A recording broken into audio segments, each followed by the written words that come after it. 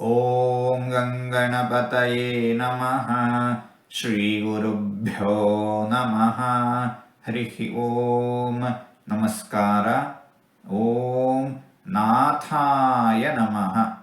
ಭಗವಂತ ಸರ್ವಕ್ಕೂ ಒಡೆಯನಾಗಿದ್ದಾನೆ, ಸರ್ವರಿಗೂ ಒಡೆಯನಾಗಿದ್ದಾನೆ, ಎಲ್ಲ ಒಡೆಯರಿಗೂ ಒಡೆಯನಾಗಿದ್ದಾನೆ, ಬ್ರಹ್ಮಾದಿಗಳಿಗೂ ಒಡೆಯನಾಗಿದ್ದಾನೆ, ಸರ್ವಲೋಕಗಳಿಗೂ ಒಡೆಯನಾಗಿದ್ದಾನೆ, ಸಾರ್ವಕಾಲಿಕ ಒಡೆಯನಾಗಿದ್ದಾನೆ. ಇಂತಹ ಭಗವಂತನನ್ನು ನಾಥಾಯ ನಮಃ ಎಂಬುದಾಗಿ ವಿದ್ವಾಂಸರು ವರ್ಣಿಸುತ್ತಾ ಇದ್ದಾರೆ.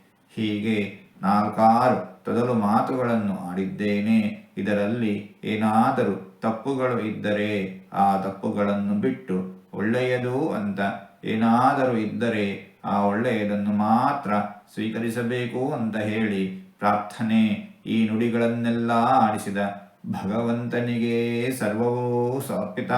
ಸರ್ವಂ ಶ್ರೀಕೃಷ್ಣಾರ್ಪಣಮಸ್ತು.